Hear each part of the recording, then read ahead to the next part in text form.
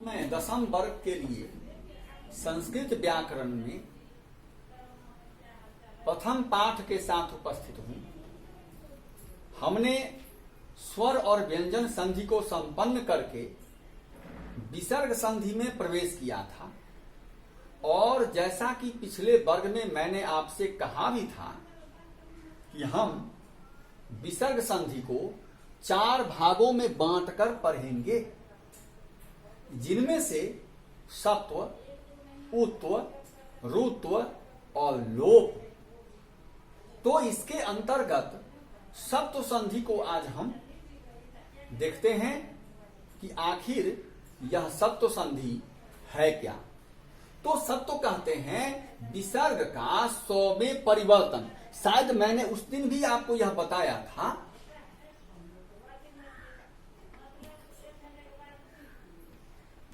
विसर्ग का तालव्य 100, विसर्ग का मूर्धन्य 100 या विसर्ग का दंत 100 में परिवर्तन, इसी का नाम है सत्व संधि। विसर्ग संधि के जिस भाग में विसर्ग का तालव्य 100 या विसर्ग का मूर्धन्य 100 या विसर्ग का दंत 100 में परिवर्तन होता है, उसको हम सत्व संधि कहते हैं। अब देखना यह है कि आखिर वे कौन सी परिस्थितियां हैं जिनके अंतर्गत विसर्ग का परिवर्तन तालव्य 100 में होता है या विसर्ग का परिवर्तन मूर्धन्य 100 में होता है या विसर्ग का परिवर्तन दंत 100 में होता है। तो आइए सबसे पहले हम देखते हैं कि यदि प्रथम पद के अंत में विसर्ग हो, हम यहां आपकी सुविधा के लिए लिख देते हैं प्रथम पद के अंत में,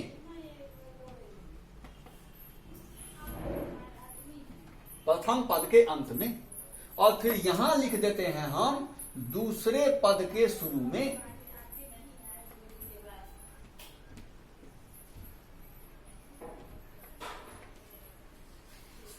प्रथम पद के अंत में और दूसरे पद के शुरू में। तो याद रखना है कि प्रथम पद के अंत में हर हाल में विसर्ग ही रहेगा। अब दूसरे पद के शुरू में अगर दंत 100 या तो या थौ रहे, तो इस परिस्थिति में विसर्ग का जो परिवर्तन होगा, होने के बाद ये विसर्ग आपको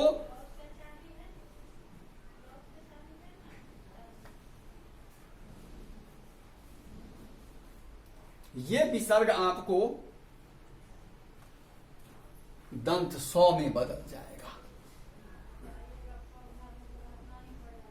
मतलब ये कि प्रथम पद के अंत में विसर्ग और दूसरे पद के शुरू में दंत 100 या तो या थौ रहता है, तो उस परिस्थिति में विसर्ग का परिवर्तन दंत 100 में हो जाएगा।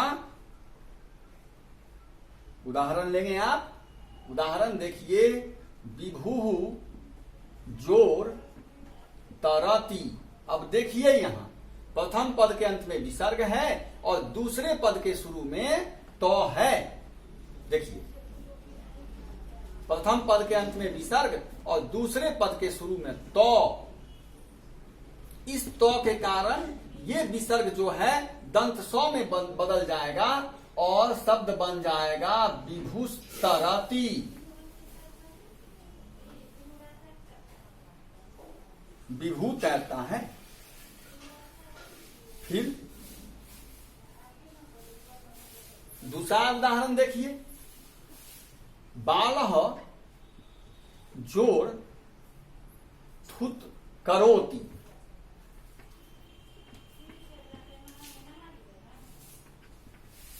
मतलब थूकता है।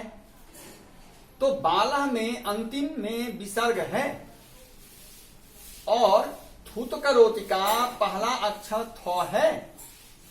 अब आपको पता है कि यदि प्रथम पद के अंत में विसर्ग हो और दूसरे पद के शुरू में थौ हो, तो विसर्ग का परिवर्तन दंत 100 में होता है।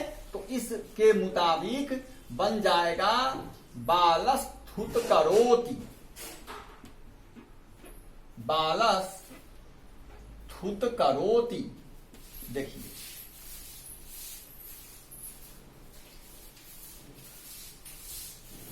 ये था। या तीसरा उदाहरण है कि भक्तः जोर सेवते। अब देखिए मैंने आपको 3 ऑप्शन दिया था। मैंने कहा था कि प्रथम पद के अंत में विसर्ग और दूसरे पद के शुरू में तो हो या थ हो या दंत सौ हो। इन तीनों परिस्थितियों में विसर्ग का परिवर्तन दंत सौ में हो जाएगा। तो अब यहां देखिए कि भक्तः में प्रथम पद के अंत में विसर्ग है और दूसरे पद के शुरू में दंत सौ है। इस कारण से ये विसर्ग फिर दंत सौ में बदलेगा और विसर्ग जो दंत सौ में बदलेगा तो बन जाएगा भक्त सेवते।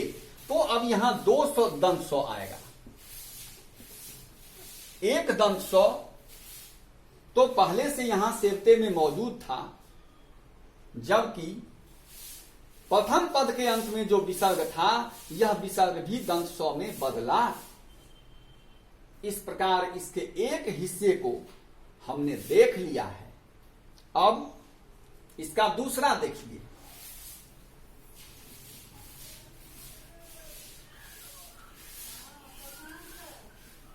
दूसरा यह है कि प्रथम पद के अंत में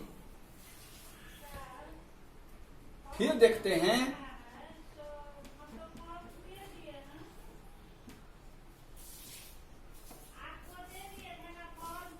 प्रथम पद के अंत में और दूसरे पद के शुरू में। तो प्रथम पद के अंत में विसर्ग रहता है और दूसरे पद के शुरू में अगर तालव्य स्व रहता है या चौ रहता है या छ रहता है, हर परिस्थिति में दूसरे पद के शुरू में चाहे तालव्य स्व रहे, चाहे चौ हलंत रहे, चाहे छ हलंत रहे, तो हर हाल में विसर्ग का परिवर्तन तालव्य स्व में होता है। अब इसका हम उदाहरण लेते हैं। जैसे चंद्रः जोर शोभते।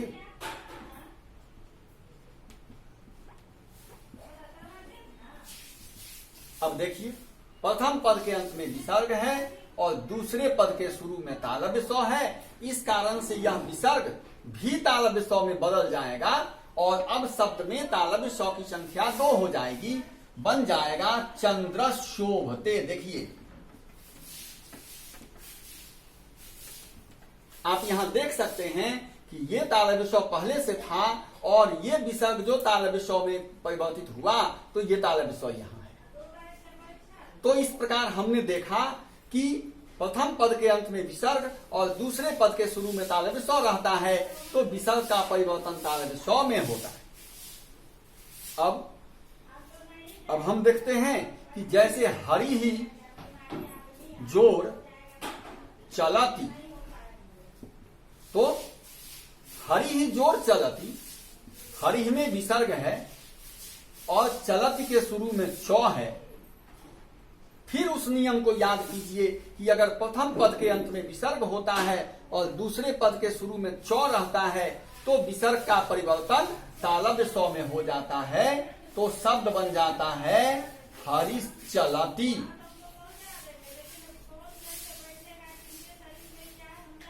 अब इसके बाद